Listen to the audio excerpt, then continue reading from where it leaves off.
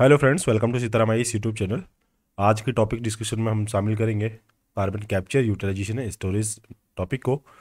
आपको मालूम होना चाहिए कि नीति आयोग ने रिसेंटली एक रिपोर्ट को पब्लिश किया है, रिलीज किया है, जिसका नाम है CCUS पॉलिसी फ्रेमवर्क और इसका deployment mechanism in India. CCUS term से आप पहले से वाकिफ होंगे, पहले से आप इसको जानते होंगे। CCUS का मतलब जो होता है वो है कार्बन कैप्चर, देन उसका यूटिलाइजेशन एंड देन स्टोरेज। या तो उसको सीधा यूटिलाइज कर लो, यूटिलाइज नहीं करते तो स्टोरेज करके उसका फिर यूटिलाइजेशन कर लो, तो इसको बोलेंगे CCUS। इसमें मेन टर्म है आपका CCU, carbon capture and utilisation. Storage का नीड है तो स्टोरेज किया जाता है, तो इसलिए नीति आयोग ने एक पॉलिसी फ्रेमवर्क आपका अभी रिलीज किया है और इसके साथ में इसका पूरा नाम था इट्स डिप्लॉयमेंट मैकेनिज्म। डिप्लॉयमेंट मतलब उसको कैसे यूज़ करना है, ठीक है, पॉलिसी फ्रेमवर्क को। तो ये आपको मालूम होना चाहिए। इसके आगे देखिए इसका एम क्या है। तो आप पॉलिसी फ्रेमवर्क बनाते हैं ना, तो इसका एम आपका होता है एक तरीके से आपका कोई टेक्नोलॉजी का फील्ड है तो उसमें रिसर्च बढ़ाना होता है, इकोनॉमी का फील्ड होता है तो वहाँ पे इकोनॉमी को बूस्ट करना होता है। तो ऐसे ही ये जो CCUS पॉलिसी फ्रेमवर्क है, इसका एम था कि ये डेवलप करेगा एक प्रैक्टिकेबल फ्रेमवर्क ताकि रिसर्च एंड डेवलपमेंट को एक्सेलरेट किया जा सके इंडिया में CCUS की फील्ड में। और ये साथ में आपका एक्सप्लोर भी करेगा टेक्नोलॉजी की इंपॉर्टेंस को, यहाँ पे रहेगा, जिसमें इमिशन रिडक्शन स्ट्रेटजीज को भी फॉलो किया जाएगा ताकि डीकार्बनाइजेशन का जो आपका एम जो है उसको अचीव किया जा सके। डीप डीकार्बनाइजेशन, इस वर्ड को आप लिख लें, डीप डीकार्बनाइजेशन। ठीक है, ये बहुत इंपॉर्टेंट हो जाएगा। डीकार्बनाइजेशन बहुत एक आपका वैल्यू एडिशन हो जाएगा पॉइंट का। Deep decarbonisation from the hard to abate sectors, जैसे कि स्टील और सीमेंट है, काफ़ी ज़्यादा कार्बन CO2 है उसको इमिट करते हैं, तो यहाँ पे कार्बन कैप्चर की ज़्यादा पोटेंशियल अच्छा बनता है। प्रोसेस की बात करें तो प्रोसेस में आपका देखिए, पहले पावर स्टील या सीमेंट प्लांट्स जो होते हैं वहाँ से इनको कैप्चर करेंगे, फिर पाइपलाइंस के थ्रू इसको आप ट्रांसपोर्ट करेंगे, जो शिप्स के मीडियम से भी हो सकता है या पाइपलाइन से हो सकता है। फिर यहाँ से आप इसको पर्टिकुलर जगह पे स्टोरेज करेंगे या तो अंडरग्राउंड करेंगे, सी में करेंगे, या फिर अंडरग्राउंड करेंगे, ज़मीन के नीचे करेंगे, या फिर इसको यूटिलाइज कर ले, या तो स्टोरेज करके यूटिलाइज कर ले या डायरेक्ट यूटिलाइज कर ले। यूटिलाइजेशन में आपका मिनरल, बायोलॉजिकल और केमिकल के साथ में इसको यूज किया जा सकता है। अब यदि आपको ये तो मालूम चल ही गया होगा CCUS का मतलब क्या हुआ, तो CCUS एक तरह से ऐसी टेक्नोलॉजी हुई जिसमें CO2 को रिमूव किया जाता है आपका फ्लू गैस से और एटमोसफियर से। तो अब दो चीज़ हो गई, एक तो फ्लू गैस जो होती है वहाँ से कार्बन को हटाना है, CO2 को हटाना है, प्लस आपका एटमोसफियर से भी CO2 को हटाना है। तो उसके लिए आपको टेक्नोलॉजी लानी पड़ेगी। टेक्नोलॉजी से आपका क्या होगा, रिसाइकिल होगा CO2 का यूटिलाइजेशन के लिए, और आपका सेफ और परमानेंट स्टोरेज ऑप्शन जो है उसको डिटरमाइन करना है। ऐसी टेक्नोलॉजीज को बोलेंगे हम CCUS के अंदर आने वाली टेक्नोलॉजीज। ठीक है, फ्लू गैस आपको मालूम है कि जब कोल, ऑयल या नेचुरल गैस जैसी जो आपकी इंडस्ट्रीज में जो कंबस्टन होता है, तो वहाँ कंबस्टन जो फर्नेस होता है, उसकी जो भट्टी होती है, वहाँ से जो गैस निकलती है उसको बोलते हैं फ्लू गैस। ठीक है, तो प्लांट्स के स्टीम जनरेटर बॉयलर होते हैं या फिर अदर कोई कंबस्टन डिवाइसेस होती है, वहाँ से जो गैस निकलेगी उसको आप फ्लू गैस कहेंगे। तो उसमें से CO2 को वहाँ से रिमूव करना आपका CCUS का मेन ऑब्जेक्टिव रहता है। तो इसमें टेक्नोलॉजीज आपकी होंगी जिसको CO2 को ये कन्वर्ट करके या तो एज ए फ्यूल कन्वर्ट कर देंगी, जैसे कि मैथेन हो गया, मैथेनॉल हो गया। मैथेन का फॉर्मूला आप जानते ही हैं, मैथेनॉल का भी आप जानते होंगे। रेफ्रिजरेंट की तरह काम में आ सकता है CO2 को, और बिल्डिंग मटेरियल्स के फॉर्म में इसको कन्वर्ट किया जा सकता है। तो ये इसके बेनिफिट्स होंगे CCU टेक्नोलॉजी के CO2 को कैप्चर करने के बाद में। अब और जो गैस है, जो कैप्चर्ड गैस कौन सी होगी, आपकी कार्बन डाइऑक्साइड जो होगी, ये कैप्चर अब जब हो गई है तो इसके बाद में इसको डायरेक्टली, या तो आपको मालूम होगा कि जो आपके फायर एक्सटिंग्विशर जो होते हैं उसमें कार्बन डाइऑक्साइड ही भरी जाती है, क्योंकि ये आपका क्या होता है, आग बुझाने की काम आती है। तो उसको डायरेक्टली इसमें कैसे काम किया जा सकता है, या फिर आपका फार्मा का सेक्टर है, फूड है, बीवरेज इंडस्ट्रीज है, जैसे आपका कोल्ड ड्रिंक वगैरह होता है तो उसमें भी CO2 मिक्स किया जाता है। ठीक है, और या फिर एग्रीकल्चर सेक्टर्स में डायरेक्ट उसका यूज़ किया जा सकता है। तो ऐसे या तो रेफ्रिजरेंट के फॉर्म में या बिल्डिंग मटेरियल के फॉर्म में आप लिख लें, CO2 की एप्लीकेशन सही है। ठीक है, और फ्यूल के फॉर्म में, एक्सटिंग्विशर में, फार्मा में, फूड बीवरेज में, एग्रीकल्चर में यूज़ किया जा सकता है। अब इसकी टेक्नोलॉजीज अलग अलग है, तो टेक्नोलॉजीज के नाम आपको मालूम होंगे तो बढ़िया रहेगा। 4 तरह की टेक्नोलॉजी है। पहली है केमिकल सॉल्वेंट, जहाँ पे प्रेशर आपका जो होता है, ऐसा शायद इसके ऊपर क्वेश्चन आया भी है पहले। ठीक है, केमिकल सॉल्वेंट, और केमिकल सॉल्वेंट का मतलब ये जब आपका गैस स्ट्रीम जो होती है वहाँ पे जो प्रेशर है वो बहुत कम है। ठीक है, तो केमिकल सॉल्वेंट टेक्नोलॉजी यूज़ की जाती है, जैसे कि फ्लू गैस स्ट्रीम जो होती है पावर प्लांट्स में, वहाँ पे। फिजिकल सॉल्वेंट टेक्नोलॉजी का यूज़ जब किया जाता है, जब गैस स्ट्रीम का जो कंसंट्रेशन है CO2 का और जो प्रेशर है वो बहुत हाई है, तो फिजिकल सॉल्वेंट यूज़ किया जा सकता है। और एब्जॉर्प्शन होता है आपका जब हाई और लो के बीच में होता है, और क्रायोजेनिक सेपरेशन जब होता है, जब आपका पावर की जो कॉस्ट है वो काफ़ी लो है, तब ये क्रायोजेनिक सेपरेशन आपका यूज किया जा सकता है CO2 को अलग करने के लिए, सेपरेट करने के लिए। अब देखिए आप, इसका नीड क्या है। तो नीड आपको पता है, हमें नेट जीरो टारगेट 2070 तक अचीव करना है, और हमने ये टारगेट भी लगाया कि 2050 तक हमें एमिशन जो है CO2 का उसको 50% तक रिड्यूस करना है, और नेट जीरो 2070 तक अचीव करना है। तो ये टारगेट हमें यदि अचीव करना है तो ये CCUS जैसी टेक्नोलॉजीज को यूज़ करना पड़ेगा, ठीक है। और सस्टेनेबल डेवलपमेंट में भी हमारा रोल जो है, वो फोकस जो है हमारा, वो CO2 मिशन को कम करने पर रहेगा, और इससे हमारा सस्टेनेबल डेवलपमेंट इंश्योर होगा। और इंडिया की जो ग्रोथ है पर्टिकुलरली प्रोडक्शन की फील्ड में, क्लीन प्रोडक्ट की या एनर्जी की फील्ड में, वो इसमें रोल इसका बढ़ेगा, और आत्मनिर्भर इंडियन इकोनॉमी जो है उसकी ओर लीड अपन कर सकते हैं। और इसके साथ में एम्प्लॉयमेंट जनरेशन होगा। ऐसा माना जाता है कि हर साल लगभग काफ़ी मिलियन टन में आपका पर एनम आपका CO2 इमिट होता है। तो 2050 तक इसमें अनुमान बताया कि 2050 तक 750 मिलियन टन पर एनम आपका कैप्चर किया जा सकता है, ठीक है। और इससे आपका 8 से 10 मिलियन आपका फुल टाइम जो जॉब्स हैं वो क्रिएट अपॉर्चुनिटीज़ की जा सकती हैं जॉब्स की। तो ये भी है एम्प्लॉयमेंट जनरेशन की। सर्कुलर इकोनॉमी में भी ये बेनिफिट करेगा, ताकि CO2 को कन्वर्ट करके अपॉर्चुनिटीज़ प्रोवाइड की जाए और वैल्यू एडिशन किया जाए प्रोडक्ट्स में। जैसे यूरिया है, पॉलीमर्स है, यहाँ पे CO2 यूज़ किया जा सकता है। और आपका इसके साथ में ऑयल इंडस्ट्री को भी बूस्ट किया जा सकता है। तो ऐसे काफ़ी बेनिफिट है, जैसे कि net zero, sustainable development, employment generation, circular economy और ऑयल इंडस्ट्री को बूस्ट करना, ठीक है। तो ये सारे बेनिफिट्स हो सकते हैं। और इसके साथ में आप कह सकते हैं इसका ऑयल इंडस्ट्री में इसका यूज कैसे है कि जब इसको इंजेक्ट किया जाता है CO2 को फ्यूल में, तो गैस जो है आपकी प्रेशराइज्ड होकर जब ऑयल में मिलती है, तो इससे इसकी मोबिलिटी होती है वो इम्प्रूव हो जाती है ऑयल की, ठीक है। और ये अलाउ करती है ईजी फ्लो को, क्योंकि आपको मालूम है गैस का जो फ्रिक्शन है वो लोएस्ट होता है, तो इस वजह से हेल्प करती है। अब इसके साथ में कंसर्न्स क्या है, तो कंसर्न्स आपके देखिए क्या क्या है। सबसे पहला इसकी कॉस्ट हाई है। हाई कॉस्ट का मतलब ये है कि इसका जो जियोलॉजिकल स्टोरेज की बात करें, जैसे कि ज़मीन के अंदर चैम्बर बना के इसको स्टोरेज करें, तो उसका वो कॉस्ट बड़ा हाई रहेगा। कार्बन कैप्चर की टेक्नोलॉजी, उसमें इन्वेस्टमेंट भी जो है उसमें काफ़ी ज़्यादा कैपिटल की जरूरत पड़ेगी। और ट्रांसपोर्ट पाइपलाइंस हैं, जियोलॉजिकल स्टोरेज है, उसमें काफ़ी खर्चा आने वाला है। एनर्जी और वाटर यूजेज जो है आपके काफ़ी रिक्वायरमेंट होगी इसको यूज CO2 को आपका CCUS टेक्नोलॉजी को यूज़ करने में। ट्रांसपोर्टेशन में भी चैलेंजेस हैं। इसके साथ में आपका स्टोरेज कैपेसिटी जो है वो अनसर्टेन है। मतलब CO2 ट्रांसपोर्ट और स्टोरेज साइट्स जो है इंडस्ट्रीज के नज़दीक होनी चाहिए, पावर जनरेशन पॉइंट्स के नज़दीक होनी चाहिए वर्ल्ड के। तो स्टोरेज कैपेसिटी आपकी इंडस्ट्रीज के पास में, लोकेशंस के पास में पहले ही स्पेस की कमी होती है, तो इसलिए वहाँ पे स्टोरेज कैपेसिटी की भी अनसर्टेनिटी बनी हुई है।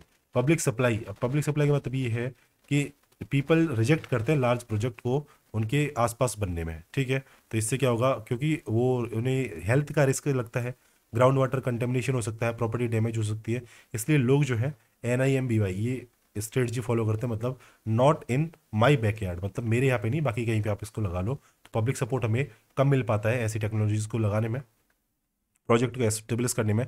अगला है कि रेगुलेशंस की कमी है।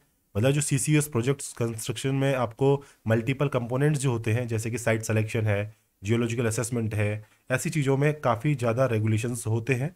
तो उनसे आ, आपको एक तो प्रॉब्लम आती है नया सेटअप करने में, और इसके बाद में पर्टिकुलर कोई आपकी इंडस्ट्री सेट करनी, तो उससे रिलेटेड जो रेगुलेशंस हैं वो उनकी कमी होती है। मतलब पहले ओवर रेगुलेशन होता है इंडस्ट्री सेटअप में, ओवर रेगुलेशन होता है, और पर्टिकुलर इंडस्ट्री सेट करने में आपका जो जरूरी रेगुलेशंस होते हैं उनकी कमी होती है, ठीक है। तो रेगुलेशन से रिलेटेड हमेशा परेशानी रहती है इसमें। और इस साथ में इनसफिशेंट जियोलॉजिकल इन्फॉर्मेशन होती है। जियोलॉजिकल इन्फॉर्मेशन ये है कि हमें ये ही नहीं मालूम होता, मैपिंग ही नहीं होती हमारे पास में कि किस जगह पे कार्बन कैप्चर बेहतर वे में किया जा सकता है, एफिशिएंट वे में किया जा सकता है। क्योंकि प्लांट एक बार लगा दिया और बाद में पता चलता है कि यहाँ पे कार्बन कैप्चर जो है उसकी यूटिलिटी कम है। तो यदि हमारे पास में ऐसे मैप तैयार कर ली जाए कि हाँ यहाँ पे CO2 कैप्चरिंग इजीली हो सकती है, तो उससे आपका जियोलॉजिकल इन्फॉर्मेशन ठीक से यूज हो सकता है और आपका प्रोजेक्ट बनाया जा सकता है। इससे क्या होगा कि आपका रिस्क जो है प्रोजेक्ट की और उसकी प्रोडक्टिबिलिटी को एक्यूरेटली आप कह सकते हैं कि प्रिडिक्ट किया जा सकता है, और कंपनी को बेनिफिट भी होंगे इससे। क्योंकि वहाँ मोर जब आपका CO2 इमिशन को कैप्चर किया जाएगा तो उन कंपनीज को बेनिफिट भी होना है। वे फॉरवर्ड में यदि हम बात करें, इससे पहले देखते हैं कि इंडिया ने कौन कौन से इनिशिएटिव लिए हैं। तो इंडिया ने CCUS के लिए इनिशिएटिव्स लिए हैं 3। कौन कौन से? एक तो नेशनल सेंटर ऑफ एक्सीलेंस बनाया है, इसका एस्टेब्लिश किया है आपका IIT बॉम्बे ने और JNCASR बेंगलुरु ने। ठीक है, ये 2 नेशनल सेंटर ऑफ एक्सीलेंस है CCUS के लिए। और इसमें काम क्या है कि ये फैसिलिटेट करेंगे capturing and mapping of current R&D and innovation. तो R&D और इनोवेशन की मैपिंग के लिए ये एक सुविधा प्रदान करेंगे, सुविधा प्रोवाइड करेंगे।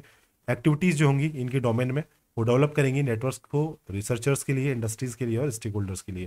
तो आपको एक तरीके से फैसिलिटेट, ये जो 2 सेंटर्स हैं नेशनल सेंटर ऑफ एक्सीलेंस जो है, ये दोनों सेंटर आपको फैसिलिटेट करेंगे कैप्चरिंग में और मैपिंग में, करंट R&D और इनोवेशन में। ये मेनली इसका मकसद है नेशनल सेंटर ऑफ एक्सीलेंस का। इसको लिख लें NCE।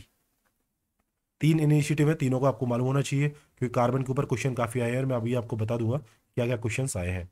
Mission innovation challenge on CCUS, इसका एम क्या है आपका कि नेट जीरो CO2 मिशन जो है पावर प्लांट से, कार्बन इंसेंटिव इंडस्ट्रीज से उसको करना है, अचीव करना है, ताकि वहाँ पे नेट जीरो CO2 मिशन हो सके पावर प्लांट पे और कार्बन इंटेंसिव आपकी जो इंडस्ट्रीज है वहाँ पे। तो mission innovation challenge on CCUS। तो मिशन इनोवेशन को याद रखें, MIC वो तो आपका NCE। और अगला है आपका एक्सेलरेटिंग CCS टेक्नोलॉजीज को बोलते ACT।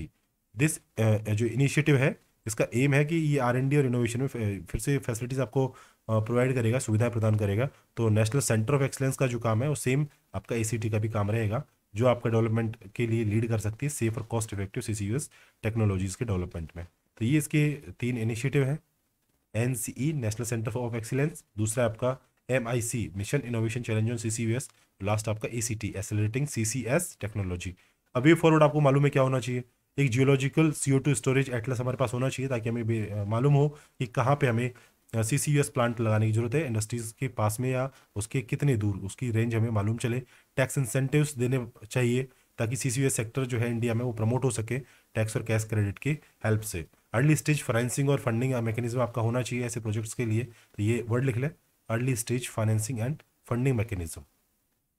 अगला है इन्वायरमेंटल एंड सोशल जस्टिस आपको होना चाहिए ताकि जो कम्युनिटीज़ है, जॉब्स जो है उन कम्युनिटीज़ के लोगों की वो प्रोटेक्ट की जा सके क्लाइमेट चेंज से। और डिस्ट्रीब्यूशन जो आपकी economic value created by CCUS का है वो इंश्योर हो सके बेहतर तरीके से। लो कार्बन प्रोडक्ट जो है, पब्लिक प्रोक्योरमेंट होना चाहिए लो कार्बन प्रोडक्ट का CCUS इक्विप्ड प्लांट से, और उसको इंकरेजमेंट मिलना चाहिए ताकि इन प्लांट को एक तरीके से इनका रेवेन्यू जनरेट हो सके। रिस्क मिटिगेशन की भी ज़रूरत है ताकि जो CCUS प्रोजेक्ट जो है वहाँ पे CO2 की जो ऑनरशिप है, लाइबिलिटी है, वो वहाँ पे लिमिट हो सके। और आपका वेरिफिकेशन, अकाउंट फ्रेमवर्क जैसी चीज़ें, मॉनिटरिंग जो रिस्क की है वो सारी चीज़ें हो सके। और आपका टेक्नोलॉजी ट्रांसफ़र आपका बहुत ज़रूरी चीज़ है, क्यों? बिकॉज विदाउट टेक्नोलॉजी आप कार्बन कैप्चर कर ही नहीं सकते। तो डेवलप्ड कंट्री से टेक्नोलॉजी ट्रांसफ़र होना चाहिए, टेक्नोलॉजीज़ को फैसिलिटेट किया जाना चाहिए और साथ में रिसर्च एंड डेवलपमेंट भी होना चाहिए। प्रमोट करना चाहिए कि ऐसा इकोसिस्टम जहाँ पर R&D को फॉस्टर किया जाए, इनोवेशंस जो है आपके CO2 यूटिलाइजेशन टेक्नोलॉजीज में वो वहाँ पे प्रमोट किए जाए और नए प्रोडक्ट और एप्लीकेशन वहाँ पे बनाए जाएँ और लोगों में उसको एक तरीके से एडवर्टीजमेंट किया जाए कि हाँ ये लो कार्बन प्रोडक्ट्स हैं। ट्रांसपोर्टेशन इंफ्रास्ट्रक्चर बहुत ज़रूरी है बिकॉज CO2 प्रेशराइज जब किसी पाइपलाइन से जाती है ना, तो उस पाइपलाइन को ज़्यादा डैमेज होने का कंडीशन होता है यदि उसमें आपकी इम्प्योरिटीज़ है। तो सिर्फ CO2 जा रहा है तो उसमें पाइपलाइन में ज़्यादा चैलेंजेस नहीं आते, लेकिन यदि CO2 के साथ में और इम्प्योरिटीज़ हैं तो पाइपलाइन को डैमेज हो जाता है। इसलिए एक स्पेशली डिज़ाइंड आपकी पाइपलाइंस की जरूरत होगी ट्रांसपोर्टेशन के लिए। तो इसमें भी आपका एक लार्ज अमाउंट ऑफ आप कह सकते हैं इन्वेस्टमेंट की जरूरत पड़ेगी। इसलिए आपको अवेयरनेस की ज़रूरत है जिससे आपका पब्लिक अवेयरनेस रेज हो सके और वर्ल्ड में आपका CO2 कैप्चर और स्टोरेज टेक्नोलॉजीज है वो आपका लोगों को पता चले, इन्फॉर्मेशन उन्हें मिले और रेगुलेशंस जो हैं CCS के लिए वो डेवलप हो सके ताकि पब्लिक एक्सेप्टेबिलिटी इंश्योर होनी चाहिए, लोगों को एक्सेप्टेंस होनी चाहिए उन टेक्नोलॉजीज़ की। इसके साथ में यदि बात करें और रिलेटेड न्यूज़ क्या है, तो नीति आयोग ने ही आपका एक रिलीज किया था रिपोर्ट आपका IMC के ऊपर। Report of inter ministerial committee थी, किस चीज़ के ऊपर थी? वो थी आपकी कि डीकार्बनाइजेशन और आपका डिप्लॉयमेंट जो है LCT का, लो कार्बन टेक्नोलॉजीज़ का, उसकी स्ट्रेटजीज जो बनाई थी IMC ने, उसके ऊपर रिपोर्ट नीति आयोग ने दी है। तो मतलब आप ये वर्ड याद रखें, IMC इंटर मिनिस्ट्रियल कमेटी ने एक स्ट्रेटजी जो बनाई थी डीकार्बनाइजेशन और डिप्लॉयमेंट के लिए LCT के, उसके ऊपर रिपोर्ट जारी की है नीति आयोग ने। और स्टील और सीमेंट इंडस्ट्री पे पर्टिकुलरली फोकस था इस न्यूज़ का। इस रिपोर्ट का, तो इसके साथ में आपको मालूम होना चाहिए कि SCEP क्या चीज़ है। तो स्ट्रेटेजिक क्लीन एनर्जी पार्टनरशिप जो है ये आपका इंडिया US सस्टेनेबल ग्रोथ का पिलर एक तरीके से, ठीक है। और ये IMC ऑन LCT इसको फॉर्म किया गया था India US sustainable growth pillar के फॉर्म में। और SCEP के लिए लो कार्बन टेक्नोलॉजी जो है एक ऐसी टर्म है जिसको इस तरह से बनाया गया है कि टेक्नोलॉजी जो इमिट करेंगी ना लो लेवल CO2 इमिशंस को, वो लो कार्बन टेक्नोलॉजीज कहलाएंगी। या फिर जो आपका कोई नेट जीरो इमिशंस करती हैं तो वो लो कार्बन टेक्नोलॉजीज कहलाएंगे। तो लो कार्बन टेक्नोलॉजीज में मेनली क्या आता है आपका, तो लो कार्बन टेक्नोलॉजी पहले तो कौन सी होंगी, जो हार्मोनियस सस्टेनेबल एफिशिएंट और इंटरनेशनल आपका एमिशंस जो करेंगी ना, हार्मोनियस करेंगी, सस्टेनेबल एफिशिएंटली करेंगी, वर्क करेंगी टेक्नोलॉजी, ऐसे बोलेंगे उसको LCT, लो कार्बन टेक्नोलॉजी। इसमें कौन कौन से है, एक ऐसी टेक्नोलॉजी जो कार्बन रिडक्शन टेक्नोलॉजी के फॉर्म में काम करे, मतलब एनर्जी सेव करे। कार्बन रिडक्शन, यदि एनर्जी सेव होगा तो कार्बन ज़्यादा जनरेट नहीं होगा तो कार्बन रिड्यूस हो जाएगा। और जहाँ पे हाई एनर्जी कंजम्पशन है, हाई एमिशन है, वहाँ पे यदि कम करेंगे, एनर्जी सेविंग टेक्नोलॉजी यूज़ करेंगे तो कार्बन रिडक्शन भी होगा। और ऐसी टेक्नोलॉजी CRT कहलाएगी। एक कार्बन फ्री टेक्नोलॉजी है, ठीक है। तो कार्बन फ्री टेक्नोलॉजी कौन सी है, जैसे न्यूक्लियर एनर्जी, सोलर है, विंड है, बायोमास है, ये कार्बन फ्री है। एक होती है कार्बन रिमूवल टेक्नोलॉजी, तो ये कौन सी होती है, जिसमें आपका कोलेट हो जाता है या बरी कर देते हैं हम कार्बन डाइऑक्साइड जो अभी है ना करंट में उसको, तो इसी को बोलते हैं CCUS, ठीक है। एक है आपका कार्बन मैनेजमेंट टेक्नोलॉजी जिसमें आपको कार्बन को मैनेज किया जाता है। और फिफ्थ आपकी रिसोर्स सेविंग, जिसमें आपके रिसोर्स बच जाते हैं और उनको कार्बन को फिर से रिसाइकिल किया जा सकता है, तो उसको बोलते हैं रिसोर्स सेविंग है रिसाइकलिंग टेक्नोलॉजी। तो ये सब आपके टाइप हुए लो कार्बन टेक्नोलॉजीज के। और इसकी नीड की होगी आपको पता चल गया कि 2070 तक हमें यदि नेट जीरो अचीव करना है, टारगेट नेट जीरो इमिशन का, तो हमें GHG इमिशन घटाना पड़ेगा, ग्लोबल वार्मिंग को प्रिवेंट करना पड़ेगा, प्रोडक्टिव एनर्जी यूज जो है उसको बढ़ाना पड़ेगा, जॉब्स को और एंटरप्रेन्योरियल अपॉर्चुनिटीज़ को क्रिएट करना पड़ेगा, और साथ में सस्टेनेबल डेवलपमेंट को प्रमोट करना पड़ेगा। ये वर्ड आप यहाँ से नोट कर लें, बहुत बढ़िया है।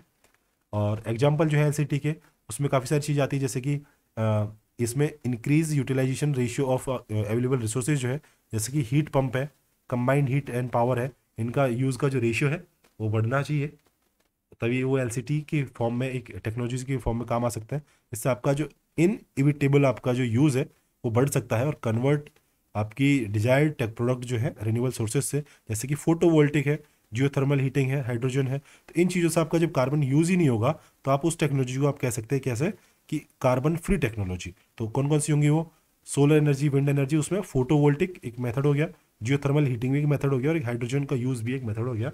इससे आपका LCT टेक्नोलॉजीज जो है, लो कार्बन टेक्नोलॉजीज जो है, उसके एग्जाम्पल सेट हो सकते हैं और पब्लिक में उसकी एक्सेप्टेबिलिटी बढ़ सकती है। आई होप इस सेशन आपको पसंद आया। कार्बन के ऊपर एक क्वेश्चन आया, मैं आपको बता दूं क्वेश्चन क्या है आपका, या फिर इसके मैं थंबनेल में लगा दूंगा क्वेश्चन, तो आप वहाँ से इसको देख लेना और ये टॉपिक आप कवर कर लें। नेक्स्ट वीडियो हम डिस्कस करेंगे, शायद वाटर के ऊपर है, ग्राउंड वाटर रिसोर्स है। तो आपका देखिए, मेरा जो मेन फोकस था क्वेश्चंस के लिए वो आपका एक था एयर के लिए, एक था वाटर के लिए क्वेश्चन तैयार होना, एक क्लाइमेट चेंज के लिए क्वेश्चन तैयार करना था, एक कोप के लिए, कोप 27 के लिए क्वेश्चन तैयार करना था, एक आपका कोस्टल पे करना था, ठीक है। कोस्टल रोल, कोस्टल आपके जोन है उस पर क्वेश्चन तैयार करना है, एयर, वाटर, क्लाइमेट चेंज, कोप, कोस्टल जोन। और सिक्स्थ क्वेश्चन आपका तैयार करना था माइनिंग के ऊपर, रिसोर्सेज जो है माइनिंग के ऊपर इन्वायरमेंट क्वेश्चन तैयार करना है। और सेवन्थ आपका क्वेश्चन तैयार करना था एक लास्ट क्वेश्चन था जो अपने को तैयार करना था, हाँ, इन्वायरमेंट प्लस इकोसिस्टम पे। ये 7 क्वेश्चन तैयार करना है इन्वायरमेंट के लिए, इससे आगे कोई भी क्वेश्चन तैयार करने की जरूरत नहीं है। इनके डायमेंशंस की मैं एक 2 या 5 मिनट की वीडियो में डाल दूंगा, वहाँ पे आप इसके डायमेंशंस कवर कर सकते हैं और आपके टॉपिक्स कवर हो जाएंगे। कोप 27 में आपका क्लाइमेट फाइनेंस पे फोकस करना है। इन 7 में से आपके 3 क्वेश्चन इन्वायरमेंट के कंप्लीट हो जाएंगे 2023 में, ये मेरी गारंटी है इस चीज़ की। क्वेश्चन कुछ भी हो सकते हैं लेकिन आपको डायमेंशन यहाँ से 100% मिल जाएंगी। चलो ठीक है, सेशन देखने के लिए आपको धन्यवाद। वीडियो को शेयर करें, लाइक करें, दोस्तों के साथ डिस्कस करें, जो भी टॉपिक आप देखते हैं, स्टडी करते हैं, आपको क्योंकि डिस्कशन से ही आपकी चीज़ें जो है परमानेंट होंगी, आप इंटरनलाइज कर सकते हैं टॉपिक्स को और अपनी नॉलेज को बढ़ा सकते हैं और अपनी प्रिपरेशन तैयार रखें। ज़्यादा दिन नहीं रह गए एग्जाम के लिए, 144 डेज रह गया प्रीलिम्स के लिए, तो फोकस्ड रहे। Thank you again.